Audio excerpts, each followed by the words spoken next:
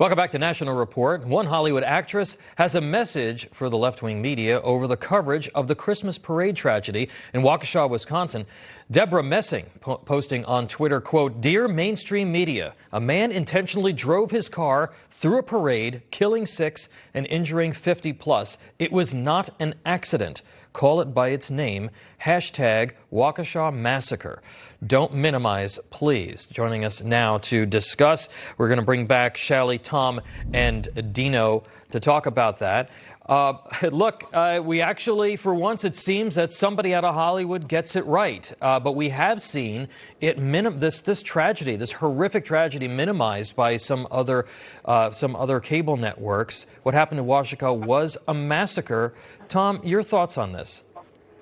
Well, Tom, my first thought, look, I'm not going to break any news here, but we know we're living in a divided nation. And one of the reasons is the media has polarized the American citizens. So what we're seeing here is finally someone on the left calling out the left-wing media. And if we're going to bridge any political divide, the left-wing media needs to be tackled by those on the left. So I view this as a good sign. And let's not also forget that HBO guy, Bill Maher, he's been critical of the cancel culture, and he's also been critical of the way Biden's been handling the southern border. So over time, and it's holiday season, I'll be a little optimistic, maybe the left is waking up that these policies are very dangerous to the American people, and they need to be challenged. These folks are so out of touch. They're multimillionaires. They live in these gated, walled-off mansions, and so I mean, if ultimately you've got hundreds of thousands of illegals, in your city, in your community,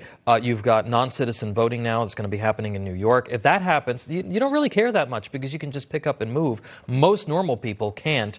Next, you have actor Seth Rogen on the other side of all of this, facing backlash for making comments some critics are calling a privileged response to rising crime in Los Angeles. The comedian getting into a lengthy exchange with a YouTube influencer who was posting about having his car broken into, with the celebrity posting in part, quote, "It's lovely here. Don't leave anything valuable in your car. It's called living in a big city." The YouTuber responded, saying the incident made him feel violated. Rogen replied with a joke, "Well, I've never really felt violated any of the 15 or so times my car was broken into. Once a guy accidentally left a cool knife in the car, so if it keeps on happening, you might get a little treat." Dino, you're seeing the folks on the left, they're seeing the looting. They're seeing the rising crime, violent crime, petty crime. They know that it's liberal policies that are causing this. They're now going to try to explain all of this away, and a guy like Rogan is feeding into it. Your thoughts? Well, first of all, I'm working on a book, and the title speaks for itself. It's called "There is Nothing Liberal About Today's Cancel Culture Left." And just like you see Bill Maher and Deborah Messing, you will see other classic liberals who believe in color blindness, who don't believe in separate graduations based on race and so forth. You will see them coming out and speaking out that their liberal ideas are being overturned, and that's why conservatives will agree with them. As for Seth Rogen, I'm proud to say, Tom, I have no idea who the guy is. He's a comedian and an actor of some note with some people.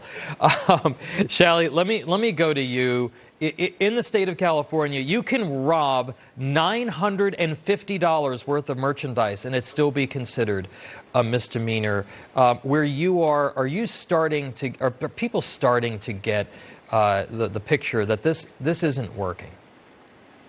Oh, that's crazy. California is crazy. California, New York, 2 states are almost crazy states. But, I have close business interest in Waukesha. So it is really a slap in the face of Americans for media not to call what it is. It's an act of domestic terrorism. That's what it should be called. And Hollywood elites, they should just stick to making movies. That's all. I mean, look, I understand why the police chief said that it wasn't terrorism, because we do not know if there was an agenda necessarily behind it. We all know that Black Lives Matter has speculated that there could have been, but it hasn't been labeled as such. But the fact that you had folks on other networks calling this an accident or an incident to try and minimize it is absolutely despicable. Tom, I want to go to the point that I was making about the laws and about these district attorneys, and the backlash that we may see here. How much do you think that this is going to impact the midterms? Well, Tom, I sure hope it does. And if the Republicans have their act together, they would be all over this, because remember, all politics are local.